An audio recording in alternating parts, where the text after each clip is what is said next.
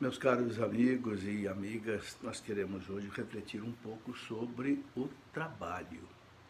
O trabalho é algo fundamental na nossa vida.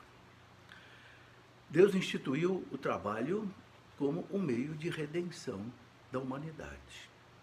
Por que o meio de redenção? Quando o homem pecou no paraíso, Adão e Eva pecaram, Deus disse para Adão: Adão, agora você vai ter que tirar o pão de cada dia do suor do teu rosto.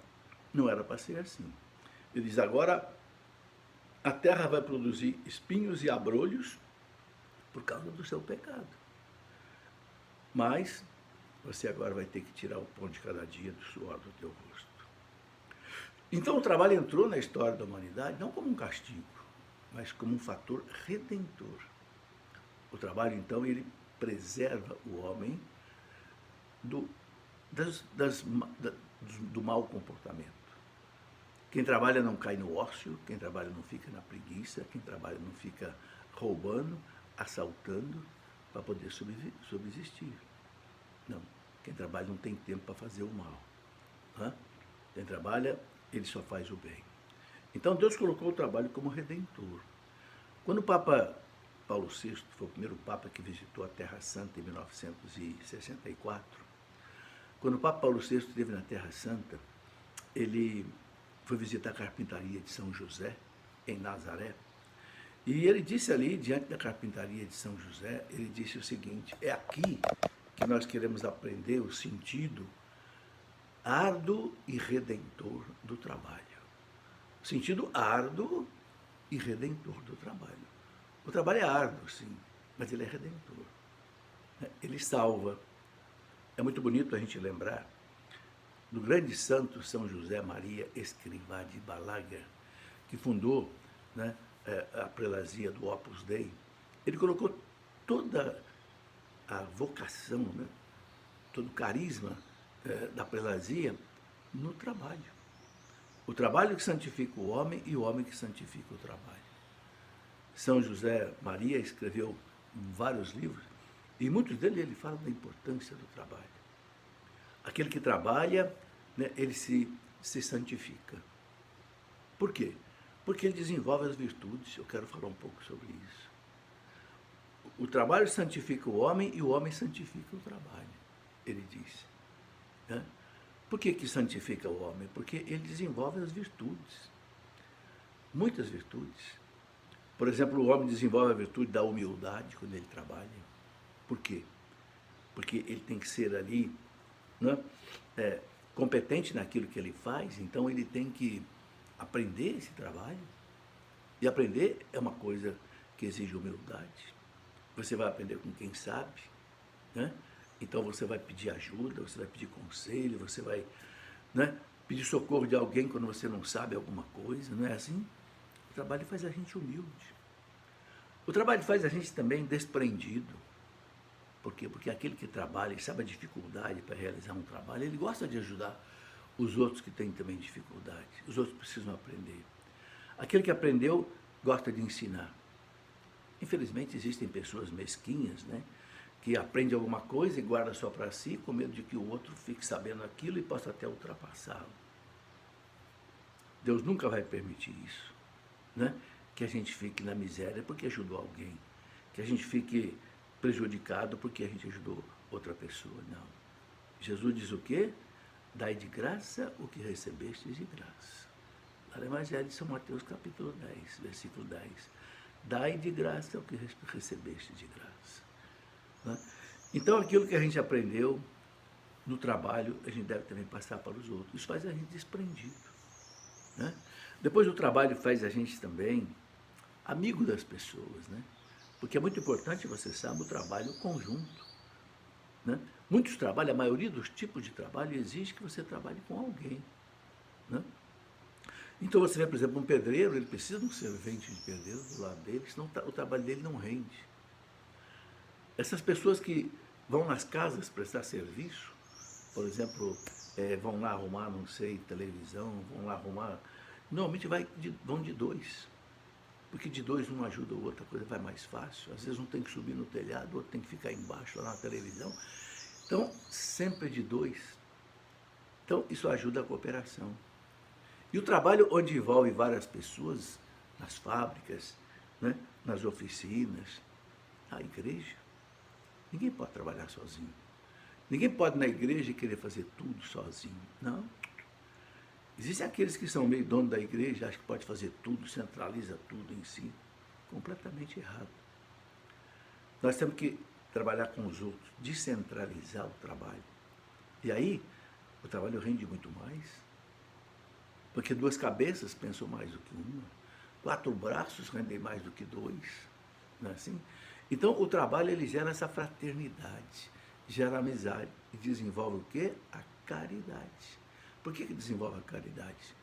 Porque na medida que você precisa da ajuda de alguém e você ajuda alguém, você está dando e você está recebendo. Ou seja, isso é um intercâmbio de doação, isso é caridade. Então veja como é que o trabalho é algo fundamental. Né? Então veja, o trabalho desenvolve essas virtudes, a humildade, desprendimento, amizade, bondade, a confiança nos outros com quem você trabalha, né? A diligência, ou seja, você vence a preguiça. Aquele que trabalha, ele vence a preguiça. Por quê? Porque se ele trabalha, ele sabe que a hora que o relógio tocou, o despertador tocou, ele tem que levantar. Está com sono, está cansado, mas ele levanta, porque ele tem que trabalhar. Então o trabalho corta a preguiça. Né? Outra coisa que o trabalho desenvolve na gente também é a gente evitar a displicência, a negligência e a imprudência. Isso é muito importante. Essas três coisas negativas podem levar uma pessoa a ser réu. Imprudência, negligência, né? E falta de capacidade. Imperícia. O trabalhador ele tem que ter perícia, então ele tem que desenvolver o seu conhecimento, a sua capacitação. Porque um trabalhador que tem imperícia, ele faz aquilo sem competência, é muito perigoso. Né? Ele vai fazer um serviço, o serviço não fica bem feito. Quantas vezes a gente fica bravo porque você manda arrumar alguma coisa e achou que ficou arrumado, quando voltou estragado do mesmo jeito. O que faltou para o profissional aí? Faltou perícia, capacitação. Então o trabalho exige que a gente se capacite. Né? E isso exige paciência, isso exige perseverança. Olha quanta coisa o trabalho provoca em nós. Outra coisa que é negativa é a negligência e a imprudência. Aquele que trabalha com negligência, ou seja, faz mal feito as coisas, faz com preguiça, faz mal feito, é um perigo. Eu me lembro que uma vez eu chamei um vidraceiro para colocar uns vidros num vitrô um pouco alto, num quarto que eu tinha na nossa casa, e os pedreiros ainda estavam trabalhando na casa, e eu pedi para os pedreiros, os serventes, montar um andaime para que o vidraceiro pudesse subir no andaime e colocar os vidros lá no vitrô. O que aconteceu? Quando o vidraceiro com os vidros subiu em cima do andaime, o andaime desabou. O andaime desabou e o coitado caiu e os vidros todos se quebraram no chão. Eu me lembro até que esse vidraceiro ficou tão bravo que disse para o pedreiro: rapaz, você não está bom fazendo andaime não, você está bom para fazer arapuca. Arapuca é aquela armadilha de pegar passarinho, né? Veja, o que é isso? É negligência, displicência no trabalho. Você imagina, por exemplo, um mecânico, se você levar seu carro para o mecânico fazer uma revisão, ele vai, tira as 4 rodas, depois ele coloca as rodas e numa das rodas ele não aperta direito os parafusos, por negligência. O que acontece? Você põe seu carro na estrada aí, numa velocidade aí limite, 110, e a roda sai. Você já pensou? Pode causar morte. O que é isso? É um trabalho feito com negligência, displicência. Então, por isso essas coisas são terríveis. Imprudência. Né? Imprudência também no trabalho é uma coisa perigosa. A pessoa que quer fazer um trabalho E às vezes por preguiça ele é imprudente. Né? Às vezes vai subir numa escada, tem que colocar cinto de segurança e ele não põe, porque é imprudente. Ou porque é preguiçoso. O que pode acontecer? Um acidente. Então vocês estão vendo quanta coisa podem ser também obstáculos a um bom trabalho. Isso tudo é importante. E o trabalho exige de nós também uma virtude que eu gosto muito, a paciência. A paciência. Né? Minha mãe dizia, a paciência é que nos leva para o céu. E é mesmo, a paciência é uma virtude extraordinária. E a pessoa que trabalha, né, ele tem que ser paciente. Às vezes o trabalho é difícil, não vai depressa, então ele tem que ir devagarinho. Meu pai dizia para nós, né, quando você for fazer uma coisa e não conseguir fazer depressa, não desista não, faça devagar. Não desista não, faça devagar. Né? É porque a gente sabe que é com um primeiro passo que você vai fazer uma caminhada longa. Se você tem que transportar um monte de terra de um lugar para o outro, é de pá em pá. E você, se você não desistir, você vai transportar tudo. Então, a paciência é uma virtude que o trabalho desenvolve em nós de maneira maravilhosa. Bem, eu acho que com o que eu já coloquei até aqui, já deu para vocês perceberem a importância do trabalho. Será que Deus está preocupado com o meu trabalho? Ou será que Deus não está nem aí com o meu trabalho? Claro que Deus está preocupado com o meu trabalho. Deus me ama. Deus me criou nesse mundo com uma vocação, com uma profissão. Então Deus está interessadíssimo no meu trabalho. São Paulo chega a dizer na carta aos Tessalonicenses que não quiser trabalhar, que não coma. Então morra de fome, se você não quer trabalhar. Né? Deus está muito preocupado. Sim, você não está preocupado com os seus filhos? O que seus filhos vão fazer? Com o que seus filhos vão trabalhar? Como é que eles vão, né, ter o sustento das suas futuras famílias? Claro. Então você acha que Deus então não está preocupado com o nosso trabalho? Está, sim. Pensa que Deus não está preocupado, não está preocupado, sim. Uma coisa importante que Deus coloca para nós é também o descanso, né? Porque o trabalho também não pode ser algo sufocante, não. Né? De jeito nenhum. Hoje nós temos leis trabalhistas que melhoraram muito a situação do trabalho, né? Antigamente, há uns 100 anos atrás, não havia férias remuneradas, não havia, não sei, fundo de garantia, salário família, licença maternidade, não tinha nada disso. Eu me lembro quando eu era criança, não tinha nada disso. Alguém contratava uma pessoa, acabou, vai embora, pagou os dias dele, acabou, não tinha nada disso. Mas fruto, inclusive, da doutrina social da Igreja, desde lá do Papa Leão XIII, com a Rerum Novarum, depois com todas as outras encíclicas de fundo social, como Mater et Magista, Patium Terris, Solicitudo Reis Sociales, de João XXIII, Paulo VI, João Paulo II, né? O mundo do trabalho ficou um mundo domesticado. Né? Acabou aquele capitalismo selvagem que havia, por exemplo, lá no tempo da Revolução Industrial, e que fez acontecer no mundo a questão até do comunismo. Marx e Engels, eles inventaram o comunismo, aquela revolução comunista, que foi uma tragédia no mundo, porque havia muita injustiça social. Quando aconteceu a Revolução Industrial na Inglaterra, né, e depois passou para toda a Europa, Alemanha, França, etc., né, lá no final do século XIX, então as pessoas vinham do campo para a cidade, trabalhavam 12, 13 horas, moravam em casebres sem condição, verdadeiras favelas, ganhavam muito mal e né, se alimentavam mal e tudo. Né? Então surgiram duas reações. Uma reação certa da Igreja, da Rerum Novarum, do Papa Leão XIII, que mandava que o trabalho fosse digno, que o trabalhador recebesse um salário digno e etc, etc. Mas, infelizmente, veio a Revolução Comunista, que queria resolver o problema pela violência, pela luta de classe, jogando. Foi uma tragédia. O livro Negro do Comunismo, escrito por Stephen Courtois, diz que eles mataram 100 milhões de pessoas na Rússia, na China, no Laos, no Camboja, no Vietnã e etc. Ou seja, foi uma solução errada para o problema da injustiça social no trabalho. A Igreja sempre colocou a solução do Evangelho. Temos que ter leis que protejam o trabalhador, mas nada de violência, nada de luta de classe. Né? Patrões e empregados não podem brigar, tem que dialogar. Né? Então a doutrina social da igreja aceita até a greve justa, quando não há acordo de jeito nenhum, mas não uma greve política, né? Para fomentar aí simplesmente, né, uma ideologia, não. Então a igreja, ela é protetora do trabalho. Se você ler as encíclicas de fundo social, ler a doutrina social da igreja, você vai ver isso. A igreja não é, como dizia o Marx, a religião o ópio do povo. O comunismo queria acabar com a religião porque achava que a igreja com a religião adormecia, né, a consciência do trabalhador, e aí o capitalismo selvagem fazia dele toda a exploração. Não, acabou.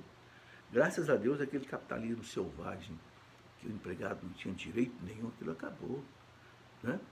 Hoje as leis domesticaram o capitalismo, graças a Deus. Existe ainda abuso, claro, a gente sabe, que fazem com que o trabalho seja um trabalho ainda, às vezes tem trabalho até de criança, trabalho escravo, a gente sabe que existem essas coisas ainda, né? Trabalhos de mulheres que são levadas à prostituição, até crianças levadas à prostituição, é um trabalho terrível, né? Bom, mas eu gostaria agora de enfocar o seguinte, 2 versículos da carta de São Paulo aos Colossenses, muito importante. No capítulo 3 da carta de São Paulo aos Colossenses, né, versículo 17 e versículo 23, São Paulo deixa aí um ensinamento muito profundo. Também na carta aos Coríntios, capítulo 10, versículo 31, São Paulo coloca também um ensinamento muito profundo. Né? Na primeira carta aos Coríntios, capítulo 10, versículo 31, São Paulo fala: tudo o que fizerdes, né, faça por Deus, por amor a Deus. Esta é uma maneira de, eu diria assim, santificar o trabalho. Né? São Paulo fala isso. Na carta aos Colossenses, capítulo 3, no versículo 17, ele fala assim: tudo o que fizerdes, por palavras ou por obras, fazei em nome do Senhor Jesus, dando por ele graças a Deus Pai. Isso é algo muito importante. Gostaria que você pensasse bastante nisso. Colossenses 3,17. Tudo o que fizer, presta bem atenção, tudo é tudo. É varrer uma casa, lavar uma camisa, operar um doente, tratar de um dente, se você é dentista, dar uma aula, se você é professor, enfim, tudo o que fizer. Ele fala, por palavras ou por obras. Fazei em nome do Senhor Jesus. Olha que bonito. Fazer para Deus. Fazer para Ele. São Paulo diz. Dando graças a Deus Pai. Então São Paulo está dizendo o seguinte, que a gente dá graças a Deus Pai, a gente louva a Deus, não é só levantando a mão para o céu e cantando glória, cantando aleluia. A gente dá graças a Deus todo momento que tudo que você faz para Deus. Que coisa boa. Você está dando glória a Deus. Então você trabalha para Deus. Eu não vou trabalhar só porque eu vou ganhar o meu salário no final do mês. Não. Meu patrão não é aquele que me contratou aqui na empresa. Meu patrão é Deus. É para Deus que eu vou prestar conta do meu trabalho. Então, o meu trabalho vai ser um trabalho assim, bem feito, com competência, com capacitação, com capricho, com zelo, porque eu estou fazendo para Deus. Você entendeu? Então, meus irmãos, o trabalho passa a ser sagrado. Acaba aquela divisão entre quando eu estou rezando e quando eu estou trabalhando. Não, quando você está trabalhando, você está rezando. Desde que você esteja fazendo o seu trabalho por Deus e para Deus. No versículo 23, desse mesmo capítulo 3 da carta aos Colossenses, Colossenses 3, 23, São Paulo repete tudo o que fizer. Repare que ele começa no versículo 17 e o versículo 23 com a mesma frase, tudo o que fizerdes. Tudo é tudo, não fica nada de fora. Tudo o que fizerdes. Ele fala, faça de bom coração. Faça de bom coração, seja com amor. Não para os homens, mas para o Senhor. Certo de que recebereis a recompensa das mãos do Senhor. servir a Cristo Senhor. Gostaria que você depois relesse esses dois versículos. Colossenses 3, 17 e 23. No 17 ele fala, vou repetir, tudo o que fizerdes, por palavras ou por obras, faça em nome do Senhor Jesus, dando por ele graças a Deus Pai. No 23 ele fala, tudo o que fizerdes, faça de bom coração, seja com amor. Com amor. Deus valoriza muito isso, o que é feito com amor. Carinho, atenção, disposição, zelo, né? Faça com amor. Não para os homens, não para os homens, mas para o Senhor. Certo de que recebereis a recompensa das mãos do Senhor. Veja, São Paulo não fala assim, quando você for rezar, reze de bom coração. Não, São Paulo fala, tudo o que fizeres, faça de bom coração. E você está fazendo para o Senhor. Então eu queria fazer uma reflexão aqui. Você que é dona de casa, que varre a sua casa todo dia, aquele serviço repetitivo, monótono, né? Mas se você faz para o Senhor, é sagrado. Você lava a camisa do seu marido, dos seus filhos, não lave a camisa só do seu marido e dos seus filhos. Reza essa camisa como se Jesus fosse vestir essa camisa. Entendeu? Você vai caprichar. Faça essa comida não só como se o seu marido e seus filhos fossem comer, mas como se Jesus fosse sentar à tua mesa para comer. Sei que você vai caprichar. Varre essa rua. Você que é varredor de rua, varre essa rua como se fosse a rua da casa de Jesus. Vai ser diferente, não vai? Opera esse doente, você que é médico, como se esse doente fosse Jesus sendo operado. Se você é professor, prepare a sua aula e dê a sua aula como se Jesus fosse assistir a sua aula, como se Jesus fosse o aluno. Isso é trabalhar para o Senhor. Você está na oficina, trabalhando, cansado, suado, trabalhe para o Senhor. Essa peça que você molda, esse parafuso que você aperta, faça para o Senhor. O patrão não é o que te contratou, o patrão é o Senhor. E São Paulo fala uma coisa bonita, certo de que recebereis a recompensa das mãos do Senhor. Que coisa bonita, meus irmãos. Bom, eu escrevi um livro sobre o trabalho, eu gosto muito disso, chamei de O Sentido Cristão do Trabalho. Né? O sentido cristão do trabalho. Sabe, o cristão que trabalha mal é um mau cristão.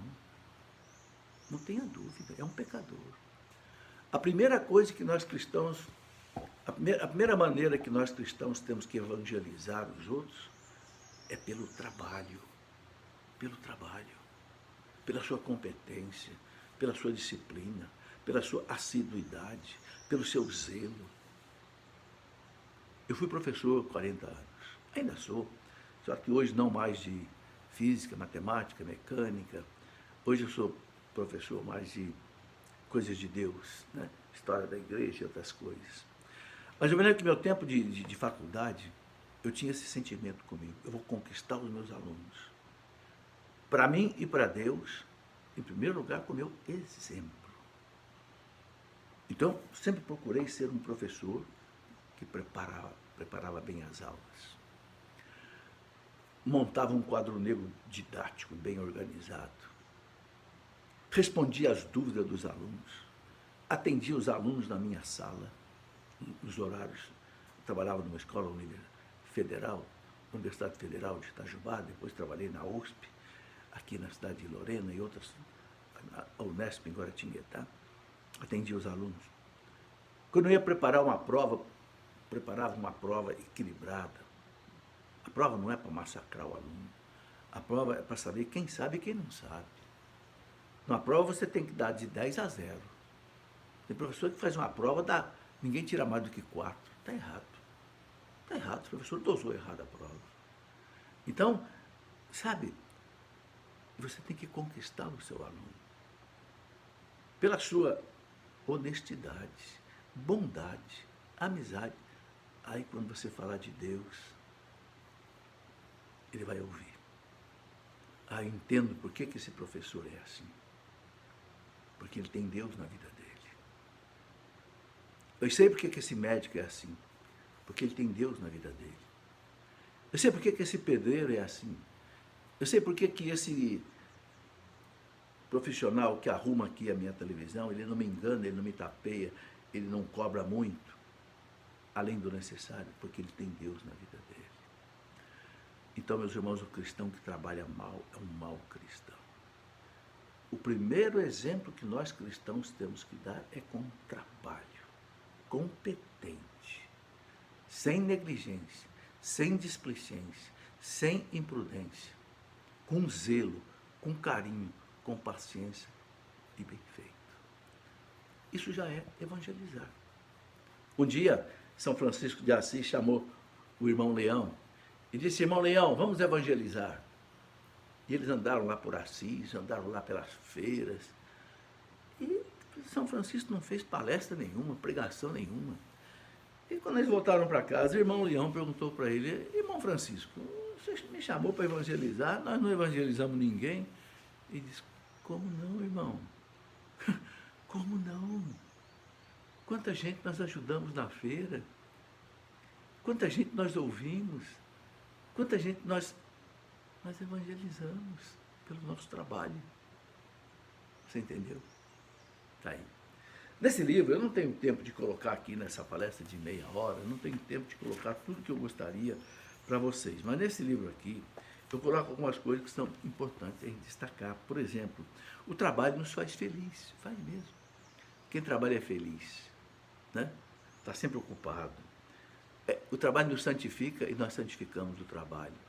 Depois, a importância do trabalho em equipe, porque trabalho em equipe nós dividimos, né, a nossa amizade, o nosso amor, a nossa caridade.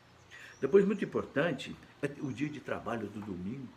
Temos que parar de trabalhar um dia na semana. É necessário.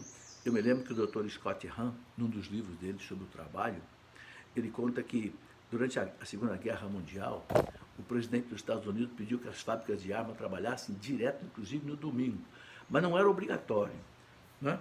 Era compulsório.